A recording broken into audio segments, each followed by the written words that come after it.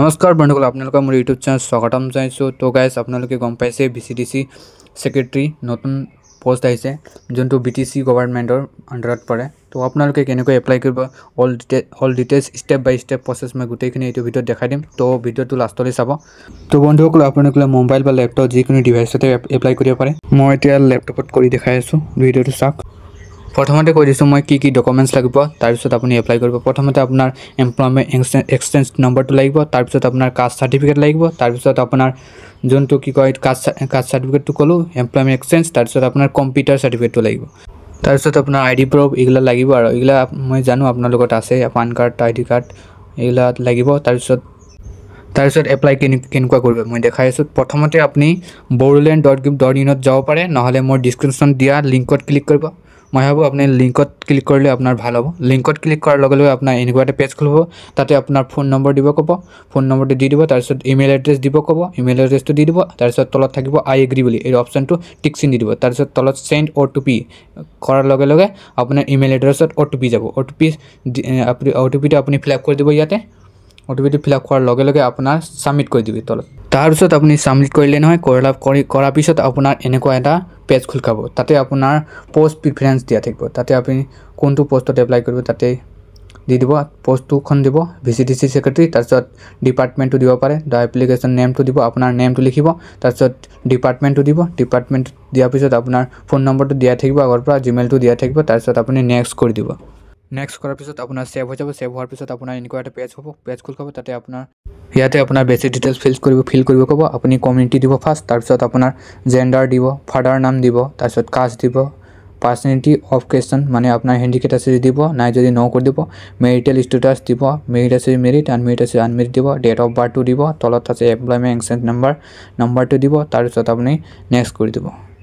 Next কৰাৰ পিছত আপোনাৰ এনেকুৱা এটা পেজ খোল খাব। তাতে আপোনাৰ পাৰ্মানেণ্ট এড্ৰেছ থাকিব, ষ্টেট প্ৰথমতে থাকিব ষ্টেটটো দি দিব। তাৰপিছত আপুনি যদি শোণিতপুৰ ডিষ্ট্ৰিক্ট বা বিশ্বনাথত আপুনি গাঁও আছে তাতে ইয়েছ কৰি দিব, যদি নাই ন কৰি দিব। তাৰপিছত আপোনাৰ ডিষ্ট্ৰিক্ট দিব ওদালগুৰি, পোষ্ট অফিচ ওৰাং দি দিব, পিন নম্বৰ দি দিব আপোনাৰ যোনটো।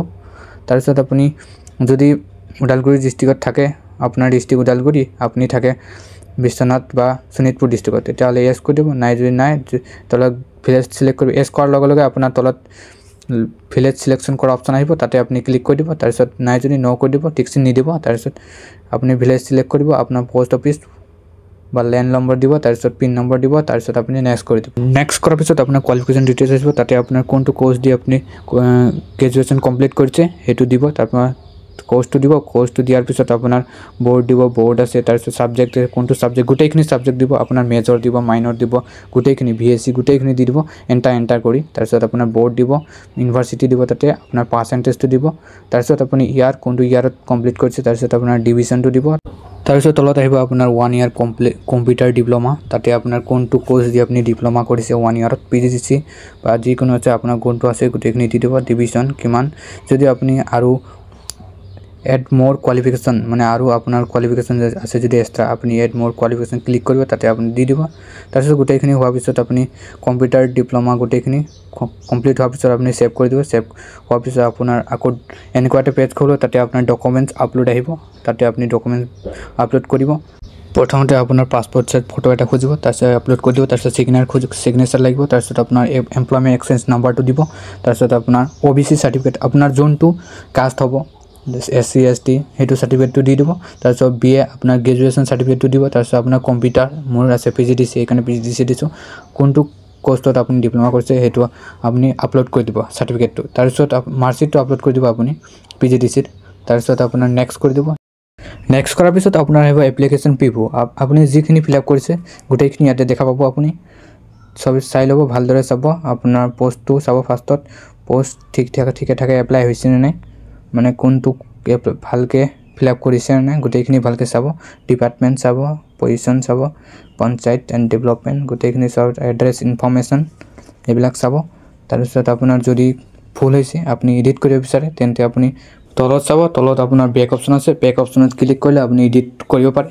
এডিটত আপুনি আপোনাৰ যোনখিনি নাম যিখিনি গোটেইখিনি শুদ্ধ হ'ব পাৰে। তাৰপিছত আপুনি ছেভ নেক্সট কৰি দিব। তাৰপিছত আকৌ ইয়াতে আহি যাব প্ৰিভিউ অপশ্যনত, তাৰপিছত আপুনি চিম্পলি নেক্সট কৰি দিব।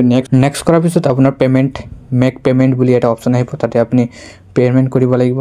যেনেকুৱা আপুনি আগতে আপোনাৰ BTC আছিল, আপোনাৰ IPO ফিল আপ কৰিব লাগে, এতিয়া IPO নালাগে, এতিয়া অনলাইন দি পইচা আপোনাৰ দিব লাগিব এপ্লিকেশ্যন ফিজ। আপোনাৰ কাষ্ট ৱাইজ আপোনাৰ এপ্লিকেশ্যন ফিজ বেলেগ বেলেগ হ'ব পাৰে। প্ৰচেছ তলত চাব আপুনি, প্ৰচেছ টু পে' বুলি এটা অপশ্যন আছে, তাতে ক্লিক কৰি দিব। তাৰপিছত আপোনাৰ ইয়াতে অলপ টাইম ল'ব, অলপ প্ৰচেছিং হ'ব। মেক পে'মেণ্ট কৰি আছে CSBত। তাৰপিছত এনেকুৱা এটা পেজ খোলাব, তাতে আপুনি চিধা UPI দি ক্লিক কৰিব। UPI বা পে'টিএম, ফোনপে' আছে, যিকোনো আছে, তাতে আপুনি ক্লিক কৰি দিব। ক্লিক কৰাৰ পিছত আপোনাৰ এনেকুৱা স্কেনাৰ হ'ব, স্কেনাৰ দি আপুনি QR কোড দি আপুনি স্কেন কৰিব। তাৰপিছত আপোনাৰ পে'মেণ্ট হৈ যাব ছাকচেছফুলি। চ' বন্ধুসকল, আশা কৰোঁ BTC VCTC Security Requirement 2025 এই ষ্টেপ বাই ষ্টেপ আবেদন প্ৰক্ৰিয়া আপোনালোকৰ বাবে সহায় হ'ব। আপোনাৰ যদি কিবা প্ৰশ্ন থাকে কমেণ্ট ছেকশ্যনত লিখক, মই আপোনাক সহায় কৰিবলৈ সাজু আছোঁ। চাকৰিৰ নতুন আপডেট পাবলৈ চেনেলটো ছাবস্ক্ৰাইব কৰক আৰু ন'টিফিকেশ্যন অন কৰি থওক। আপোনাৰ বন্ধু বান্ধৱীৰ লগত শ্বেয়াৰ কৰক, যাতে তেওঁলোকেও এই সুযোগ গ্ৰহণ কৰিব পাৰে। বেষ্ট অফ লাক আৰু আপোনালোকৰ ৰাইজক ধন্যবাদ। আগন্তুক ভিডিঅ'ত পুনৰ মিলিম। ধন্যবাদ। আৰু যদি কোনোবাই এপ্লাই কৰিব নোৱাৰে, মোক কানেক্ট কৰিব, মই নম্বৰটো দিম।